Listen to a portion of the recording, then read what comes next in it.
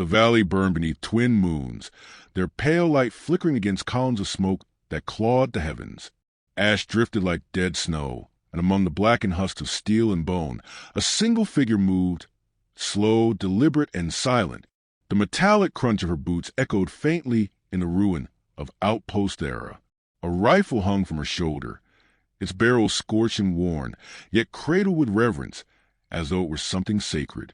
Her name was Lira Vance, once captain of the 23rd Marine Sniper Division, now the last breath of rebellion buried under alien laughter.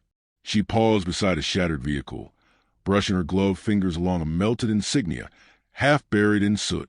The letters UEC, United Earth Command, glimmered faintly before disintegrating at her touch. She closed her eyes. The wind carried a whisper of voices, faint and fading, like ghosts trapped in the static of memory. It had been 3 days since the Dominion assault turned Thera into a crater. They came with drones and plasma storms, tearing through barricades as if war were theater and destruction their applause. They had mocked the defenders for their bullets, their rifles, their antique toys. And now the Dominion banner stood over the corpses of those who dared to resist. Illyra's gaze shifted toward the ridge beyond the outpost, where alien patrols still marched in formation. Their armor gleamed under the moons, elegant and cruel. Their laughter carried across the ruins like a blade through silence. She crouched low behind the burnt frame of a transport truck, her movements steady, precise. She counted them, 12 soldiers, 1 officer, and 2 scouts sweeping with thermal sensors. Her finger brushed against the worn metal of her rifle's trigger guard, but she didn't aim. Not yet. Every breath was a calculation, every heartbeat a test of restraint. She reached into her coat, pulling out a crumpled photograph. A young boy with wild hair and a grin that could outshine sunrise. Kai, her son. The last time she saw him, he was running toward the evacuation convoy, waving, shouting that he'd see her after the battle. The convoy never made it past the orbital blockade. No bodies were ever recovered. The Dominion didn't bury their dead or their prisoners. Her hands trembled only for a second before she folded the photo carefully and tucked it back against her chest plate. Grief was a luxury she couldn't afford while enemies breathed. A low hum rippled through the air, the approaching sound of Dominion transport skimmer. Illyra ducked into a collapsed bunker, watching through the fractured slit of a window. The vehicle landed near the outpost center, dispersing another squad of armored soldiers. Their commander, taller and broader than the rest, stepped forward, holding up a piece of twisted steel, one of Illyra's handmade weapons. He laughed, the sound metallic through his translator. Human scrap, he said. They think metal sticks can win wars. His soldiers joined in, their laughter echoing through the ruin like a celebration. Illyra's jaw clenched. She'd built that weapon from scavenged ship plating and recycled rounds, a tool of desperation. They had destroyed it just to prove they could. Her pulse steadied, her breath measured. She had learned long ago that anger was fire. It could burn you alive if you didn't aim it right. She adjusted her rifle scope, the cracked lens distorting the image, but her target's outline was clear. The commander's laughter rippled again as he kicked another human rifle aside. Through the crosshairs, she watched his helmet's glow, the flicker of arrogance reflected in his visor. She could take the shot, one pull the trigger, and his head would vanish into mist. But she waited, not out of mercy, out of calculation. The Dominion were still unloading crates, weapons, comm units, supplies. She noted the patrol patterns, the location of the comm beacon, the range of their sensors. Every detail was stored in her mind, built into a mental map that would later become their undoing. The hunt was not about one kill.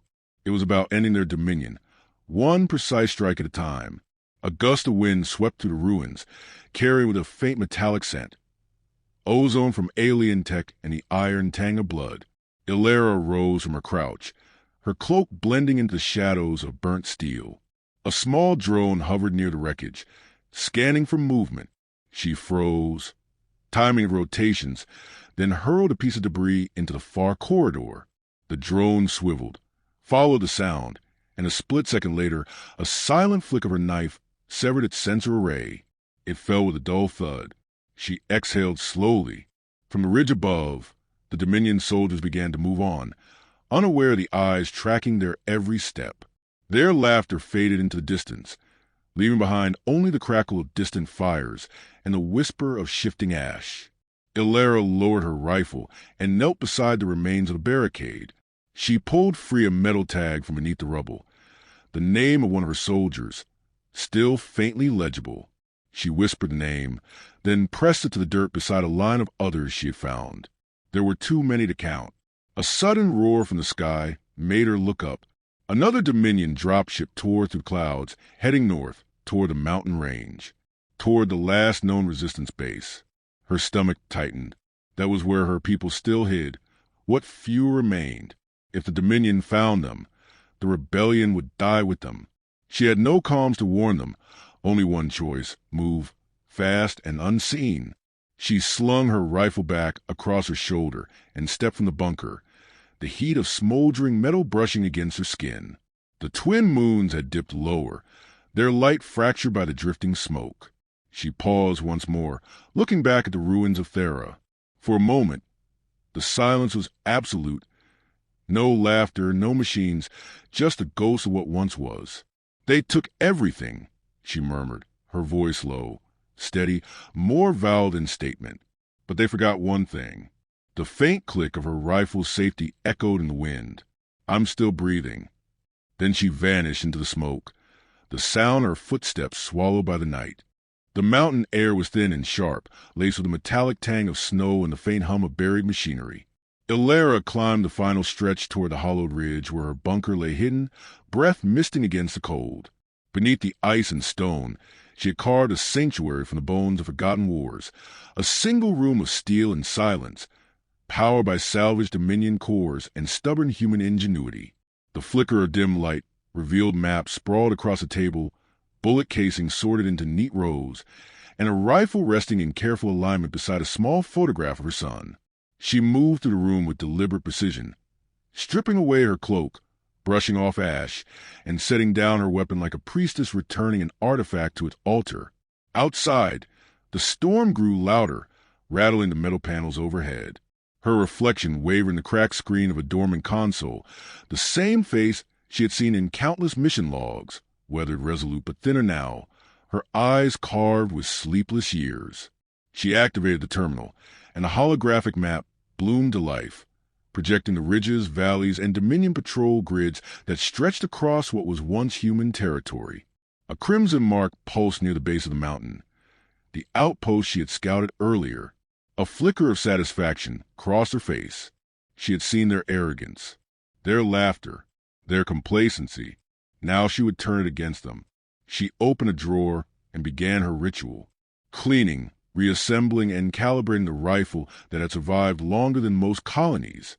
Each click of metal on metal was deliberate, rhythmic, a meditation disguised as maintenance.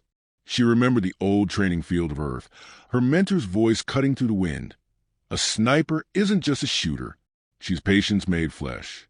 She outlasts her fear, her pain, her doubt. She waits until the world itself holds its breath. The memory carried warmth for a heartbeat, before fading into the cold hum of reality. Illyra's patience had become her armor, her grief its hidden core. She studied the rifle's scope, fractured at one edge, repaired with melted alien glass. The blend of human and Dominion technology reflected her situation perfectly. Fragile, improvised, but still functional. Her hands moved with muscle memory, sliding in a new chamber, securing the bipod, testing the trigger pull. The weapon was more than a tool. It was an extension of her will, her defiance made tangible. "They think we fight with scraps," she whispered, running her thumb along the barrel. "Let's prove how dangerous scraps can be." The sound of static broke her focus.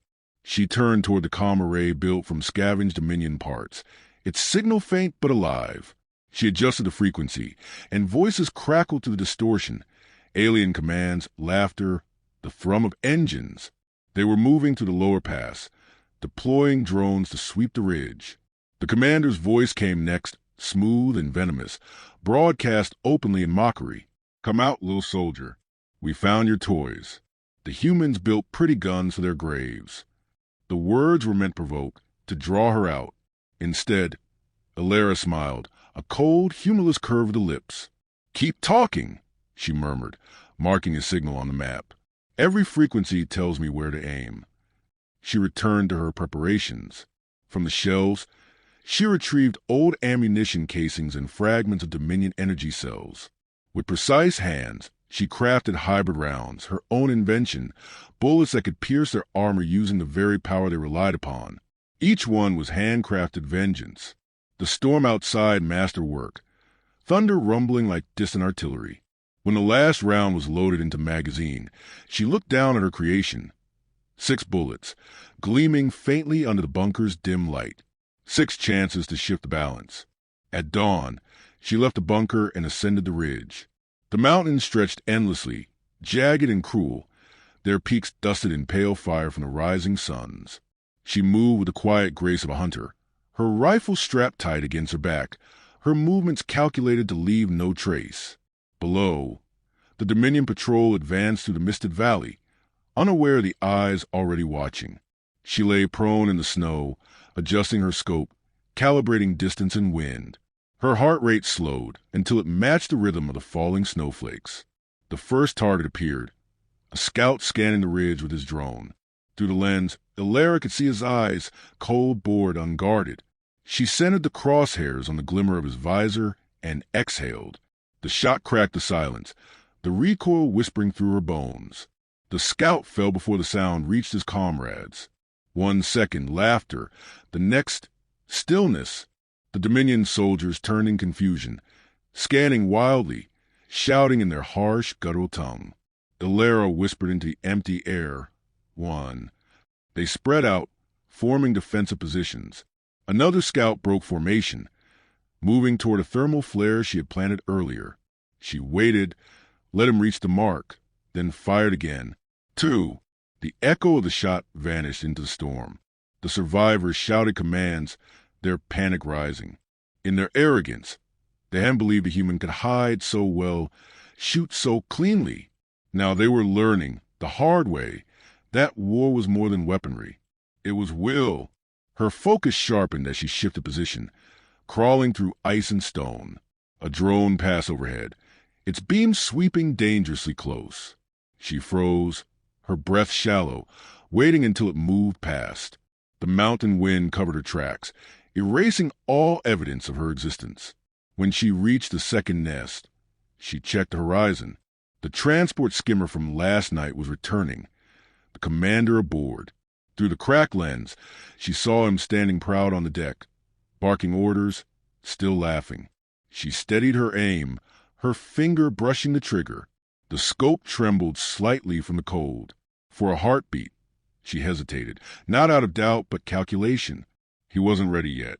She needed him alive long enough to bring more of his kind into the trap. Patience, always patience. She lowered the rifle, retreating back into the shadows of stone. The next phase would come soon, and when it did, she would not miss. Before turning away, she glanced once more through the scope at the distant horizon. The mountains glowed faintly with the first rays of dawn, illuminating the smoke trails from the Dominion ships. In her mind, she saw the outposts again, the ruins, the laughter, the faces of her fallen soldiers. Her son smiled. All of it burned behind her eyes like the sun itself. "You wanted a war," she whispered, sliding the bolt into place. "Now you have one."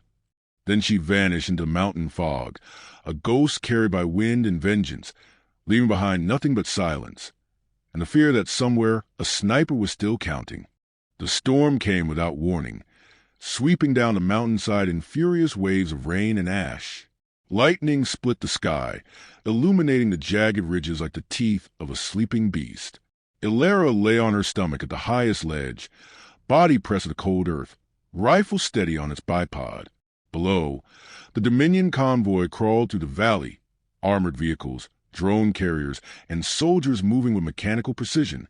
Their floodlights cut through the mist in piercing cones, but the storm's fury masked the warmth of her body and the whisper of her breath. She watched through her scope, unmoving. Each heartbeat was a drum of thunder in her chest, but her hands were calm, her mind a still pool of focus. The enemy commander stood at the center of the formation, shielded by energy fields that shimmered faintly in the downpour. His voice crackled to the comms again, taunting in that same detached tone. The human ghost hides in her hole. She cannot face us.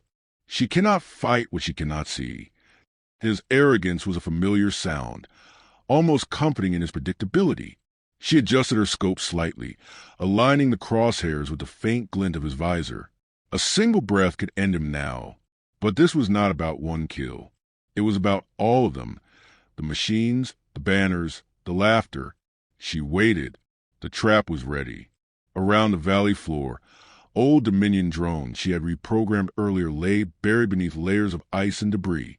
Their systems waited for a single command, one coded pulse from her wrist transmitter. She glanced once at the small monitor embedded in her glove. The signal blinked green. A quiet satisfaction passed through her, brief and fleeting. The storm roared louder, lightning flashing across her face, and she whispered, "For Thera, for Kai." Then she pressed the trigger on her wrist. The ground erupted.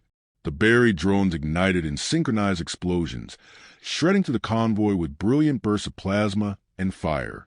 Vehicles overturned, energy shields shattered, and soldiers scattered into chaos. The commander's voice broke into static as he shouted orders, but the comms were jammed. Another one of her gifts. Lira exhaled, steadied her rifle, and fired. The first shot pierced the heart of a Dominion gunner. The second severed the head of a drone pilot. She moved with mechanical precision, firing, reloading, shifting position, vanishing into mist after every strike. The Dominion tried to regroup, forming defensive lines, but the storm turned the valley into a graveyard of broken armor and screaming metal.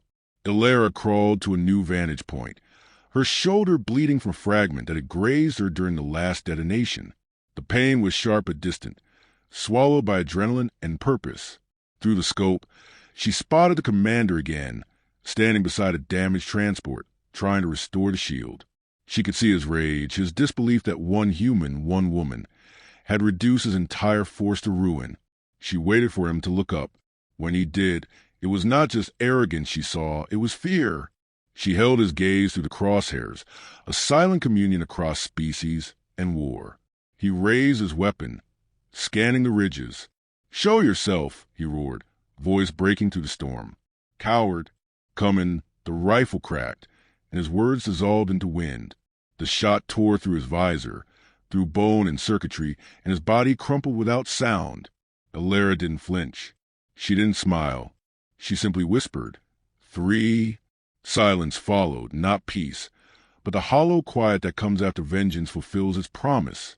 The Dominion forces, leaderless and broken, began to retreat into the rain. The few drones that remained hovered uncertainly, then powered down. She watched them fade into the storm until the valley was still. Her rifle lowered, its barrel steaming from the rain. Every muscle in her body ached. But she didn't stop. There was still the possibility of survivors, human or Dominion. She rose to her knees, scanning the wreckage through her thermal scope. The movement came from the far edge of the valley, a Dominion tank's cannon, turning toward the mountain base. Her stomach tightened as she realized its trajectory. It was aimed at the orphan camp hidden beneath the cliffs, the last refuge of the displaced colonists. She should have expected it. The Dominion never left witnesses. She steadied her rifle once more, aligning her final shot. Her vision blurred, blood seeping from the wound in her shoulder, breath coming shorter with every second. The wind howled in her ears, drowning everything but the memory of a child's laughter. Her mentor's voice returned, softer now, a whisper from the past. "One shot can change a war if your heart is steady." She focused on the glowing heat of the tank's core, the only weak point in its armor. The world seemed to slow, every raindrop suspended, every heartbeat echoing like thunder. Her finger tightened on the trigger. The shot tore through the storm, striking true. A heartbeat later, the tank erupted in blinding light, the explosion shaking the mountain to its roots. Lira was thrown backward by the shockwave, tumbling across the rock. Her rifle clattered beside her. The sky burned orange where the tank had been, a column of flame lighting the valley like a funeral pyre. She struggled to stand, gripping the rifle as if it were the only thing keeping her alive. The pain was too much now, her vision swimming. She sank to one knee, then to both. Around her, the mountain was silent again, the storm breaking into soft rain. Footsteps approached, human ones, resistance fighters, faces hidden by masks and helmets, emerged from the tree lean. One of them dropped to her side, shaking her shoulder. "Captain Vance, it's over. They're gone. You did it." She tried to speak, but her voice was barely a whisper. "Did we win?"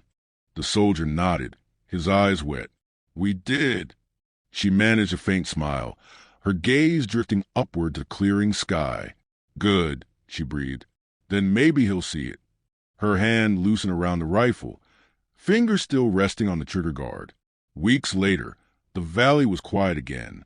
Human banners fluttered above the ruins, and a monument stood carved into mountain, her name etched deep into the stone. Captain Lira Vance, the Eye of Arcania. She saw freedom through the crosshairs. Among the gathered crowd stood a young soldier with the same eyes as hers, his hand resting on the cold rifle displayed at the memorial's base.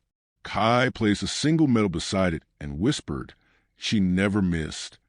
Above, the wind carried her voice, faint, distant, eternal. They scoffed at human weapons. They forgot the weapon was never the rifle. It was the will behind the trigger.